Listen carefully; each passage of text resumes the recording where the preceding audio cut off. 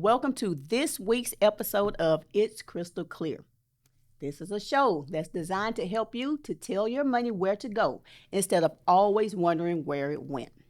My name is Felicia Young, and I simply want to thank you for allowing me to be a part of your journey to live the best life you possibly can within budget. So, this means more to me than you can possibly know. I really appreciate you all just allowing me to be a part of your life. This is our 9th episode. We've been together for 9 weeks. That time flew by, huh? Can you believe it? We have 3 more episodes until we hit that 3-month goal mark. So are you going to allow me to celebrate with you? Or are you on the track to make it? So I'm going to make sure that episode is like a really special episode. We're going to celebrate. I don't know what I'm going to do yet, but we're going to celebrate. And for those of you who didn't quite reach that goal, that episode is going to be your adrenaline boost to catch up and to keep going. We're in this together, y'all. We're in this together. Keep on going. I'm out of my comfort zone. I'm getting in front of you. I'm getting in front of a camera week after week after week to give you practical tips to improve your financial health. I'm out of my comfort zone, but I'm going to keep on doing this because I believe in you. I really believe in you. And I want you to live an amazing life. I want you to live the best life. I want you to live a happy life within budget. I really do want that for y'all. So again, thank you for allowing me to work with you. Thank you for trusting me with your story. Thank you for allowing me to help you live a better life. So, today's episode is going to be a good episode. It's called The Snowball Effect, where I will discuss how to tackle your list of debt like you would to make a snowball for a good old-fashioned snowball fight or to build the most amazing big old snowman. So where I live, it's normally hot. It's always humid, and a lot of times we're attacked by mosquitoes, and the mosquitoes are bullies. And the threat of a hurricane, it constantly looms from June until October. In the wintertime, it gets cold. Sometimes it gets really cold, but only for like a day or two. Then you're back to wearing your shorts, you're back to wearing your tank tops, back to wearing your flip-flops. In the winter, we get a little bit of sleet, or sometimes we get ice on our windows, but rarely has it ever snowed. So I've seen snow, but mostly on TV and in movies, and so much snow to where people couldn't leave their homes, and schools and work would be shut down because of something that they call snow days. I've never experienced a snow day. I would see people bundled up in big old coats that they call parkas. They would wear thick gloves, and they would have these huge snow boots. I would see families making snowmen, scooping up snow and making it into balls and adding more and more and more snow until you had a huge bottom, and then adding more and more snow until you had a medium middle, and then you had more snow to make the head. You use coal for the eyes, a carrot for the nose. They put scarves around his neck. I would see kids grabbing snow, adding more and more and more layers to it to make the perfect size snowball for a friendly snowball fight. Okay, I don't know how I would feel about somebody throwing snow at me, but okay, it looks like it's fun for them. So it always looks like so much fun, but I never experienced it because snow was simply not something that we got where I live.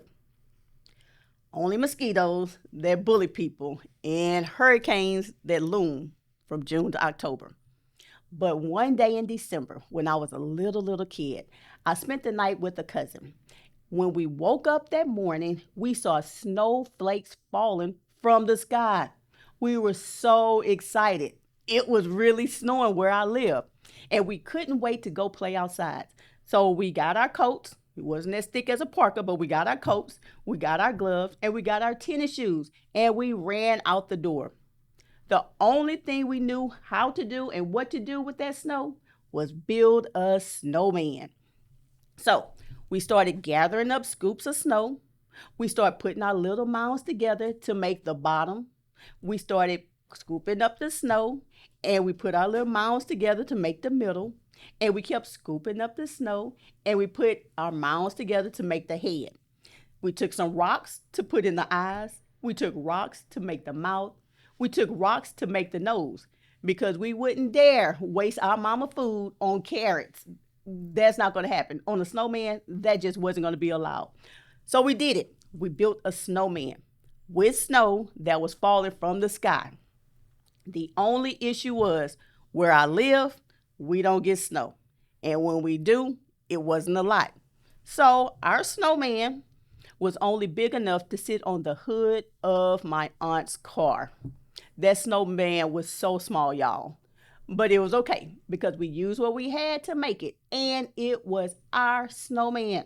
It was our little snowman, ours.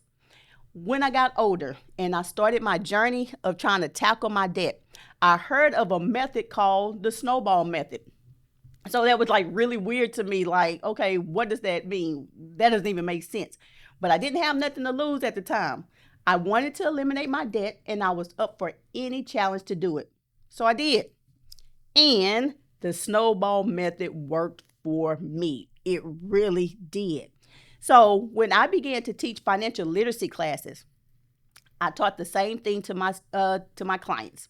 I used the same method to help those families who wanted my help to purchase their very first home. The method was the Snowball method, and it worked. They became determined. They became disciplined. And when it was time, they purchased their homes. They did it for the very first time.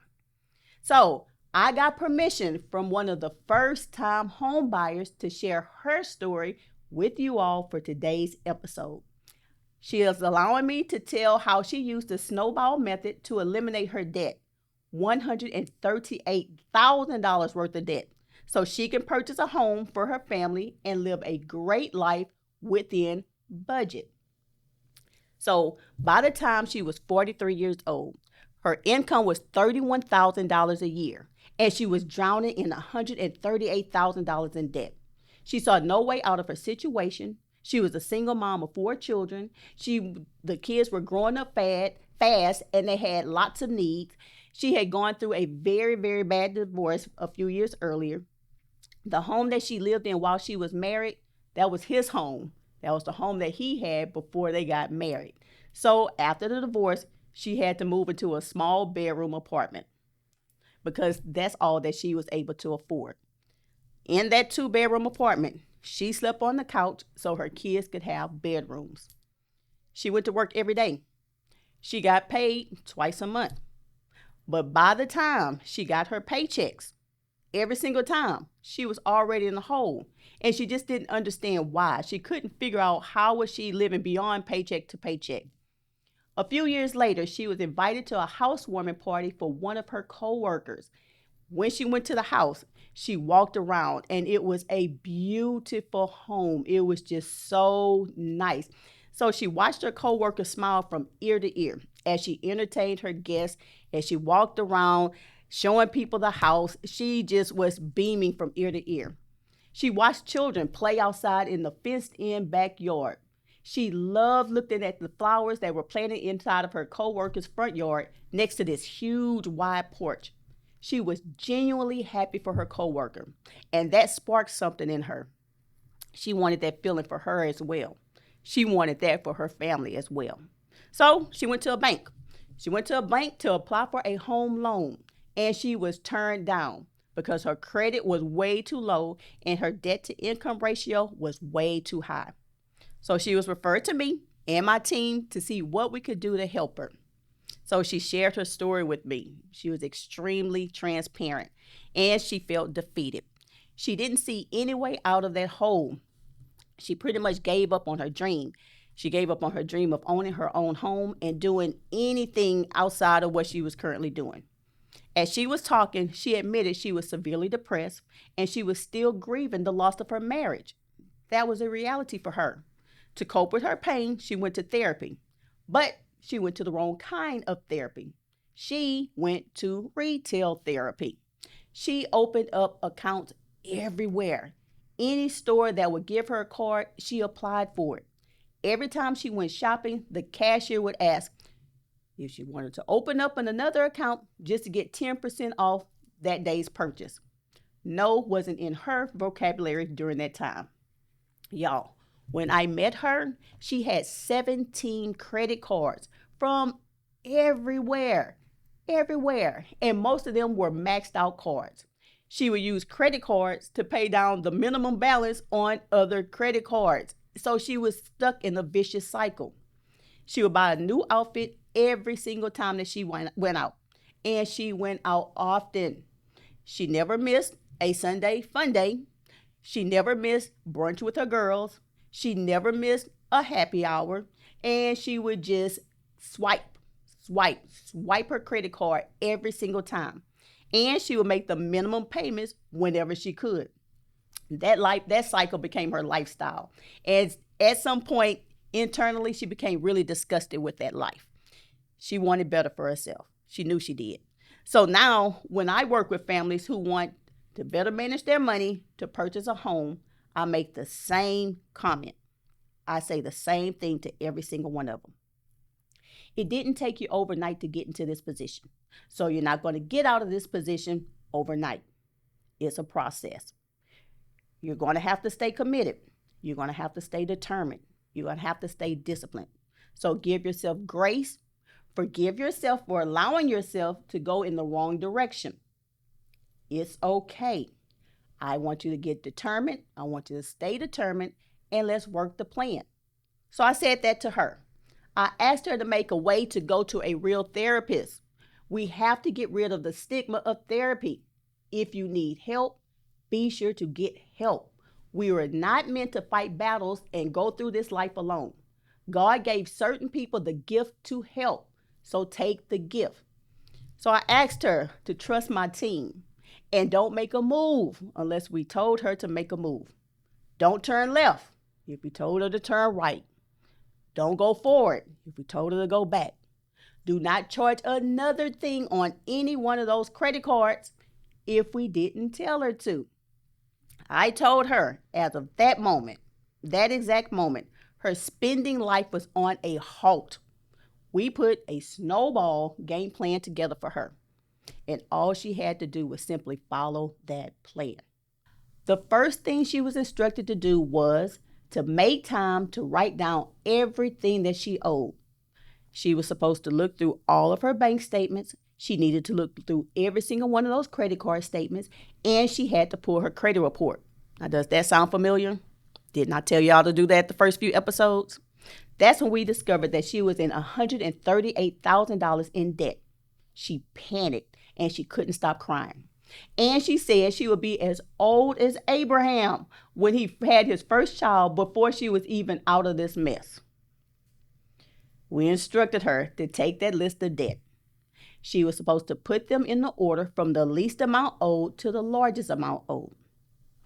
So when we explored her latte factor, we were able to see where she could reduce debt. We took a lot of time to look through every single line item. She shut off her cable bill. She stopped using all of her credit cards. We allowed her to only keep one active, and we were going to use that card to help her to rebuild her credit. She stopped going to Sunday fun days. Happy hours weren't so happy anymore. She stopped buying clothes. She had plenty of clothes, plenty of shoes. She stopped going out to eat, and she started cooking meals at home that could last her family for several days. She said that pots of spaghetti, big old pots of beans and rice, and all kinds of soups became a constant menu in her household. She said she had to doctor up those meals so her kids wouldn't go on a hunger strike because they were tired of eating the same thing over and over and over again. But she continued to do it. So she also continued to pay the minimum amount on all her other credit cards. But she attacked that small bill with a vengeance. So on the smaller bill, she owed $756 on it. She gave herself 5 months to pay it off. With each one of her paychecks on the 1st and the 15th, she applied a certain amount to the principal balance of that card, on top of the minimum payment that she was already making. So that was her packing up her snowball. As she reduced her latte factor, she put that extra money towards the principal of that smaller balance as well. This began to eat at all of that interest that she was being charged, that high interest that she was being charged. By the time that fourth month rolled around, that bill was gone. She sent me a text and she put it in all caps. It is finished. Although it was only the first credit card of 17, to her it felt like a brand new lease on life.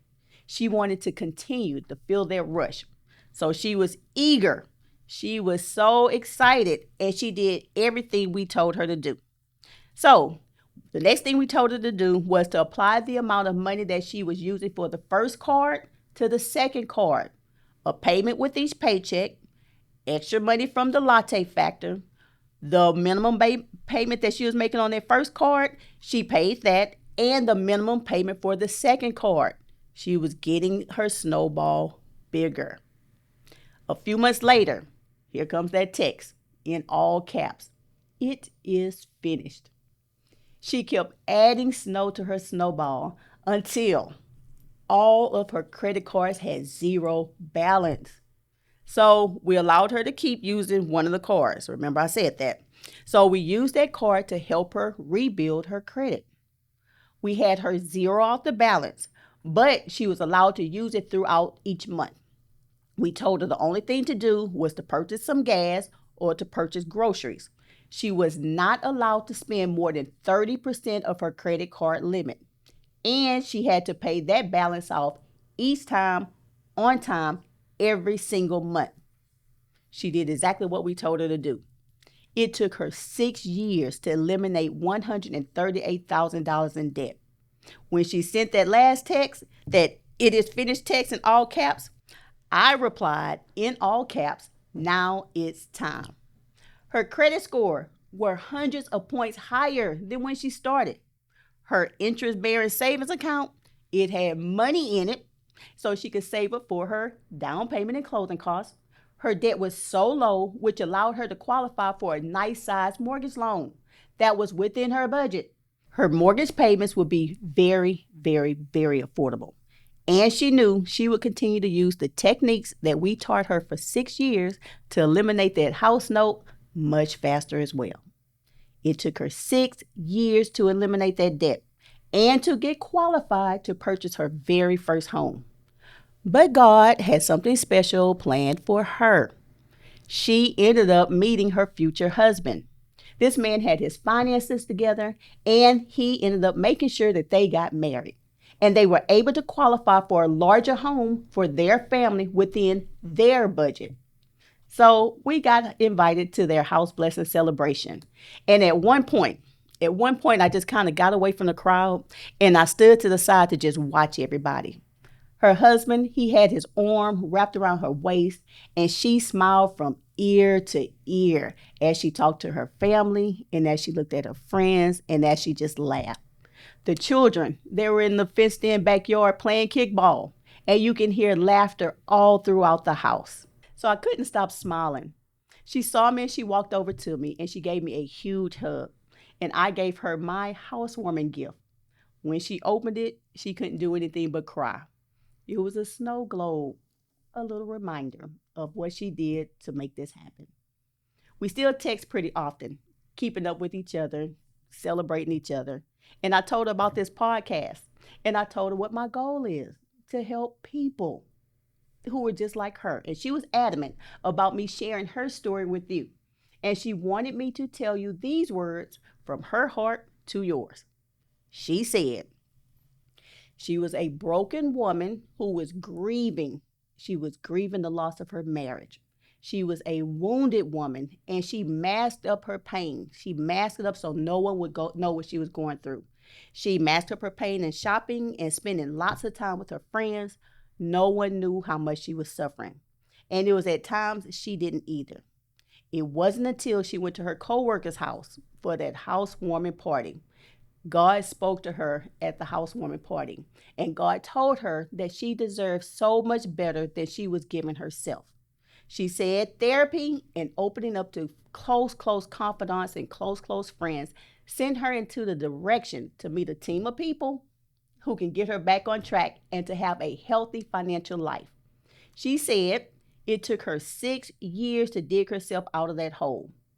She said when she tells people her story, their reaction is, oh my God, 6 years, that's just way too long. And she said, regardless, 6 years is going to pass by. So, do you want to be financially healthy in 6 years, or do you still want to be stuck in the bondage that you are in now in 6 years? Whatever your choice is, time is going to still keep passing by. It's your choice. She said the snowball method worked for her, and she would recommend it to anybody who's wanting to get out of their financial situation. She says she's a living witness that if you get determined and you maintain discipline, it works. She said, yes, sometimes it's hard. Yes, it gets challenging. And you feel like you're not able to enjoy life. She said, but look at it this way. Make the sacrifices now so you can enjoy your later. And like Felicia always say, enjoy it within budget. I told y'all my voice would be stuck inside of y'all head. So, Miss E, I shared your testimony with the people today. There are people who are in your situation and they may not even know where to start. So thank you so much for allowing me to share your story with them. So for everyone out there, everyone who can hear my voice, I need you to know, I need you to understand, I need you to hear me. You are destined to have a financially confident life. You are to use your money on whatever you value the most. And you are to use your money to improve the lives of others. We're going to have that in another episode as well. You're not to be stressed. You're not to be depressed. You're not to be suicidal and unable to function, not being able to participate in life, all because of spending habits and mismanagement of little green slips of paper or mismanagement of plastic cards. I want y'all to use the snowball method. I need y'all to use it to help you to eliminate debt. So just like I did when I was a kid, taking scoop after scoop of snow and putting it together to make my Texas-sized snowman, I want you to take the same scoop after scoop of your money, put that together to make your debt go away. You can do it. You can do it. I know you can. Trust me, you can. My prayer for you today. It comes from the Bible, of course, from Psalms 20:4. May he give you the desires of your heart and make all your plans succeed. And my little addition to that verse, make plans succeed within God's budget for you. So that's the end of this week's episode. I hope that it is blessing you. I hope this podcast is blessing you and putting you in the direction that you need to go. I want to thank you again for allowing me to be a part of your journey. Remember, I have a goal that I want you to hit by the end of this year. We're on Spotify and we're on YouTube. So make sure you share these episodes and share these messages with your family, with your friends, with your coworkers. Because in this year, we're going to be financially free indeed. So remember, I need you to dream big. I need you to stay focused. And I need you to live your best life within budget.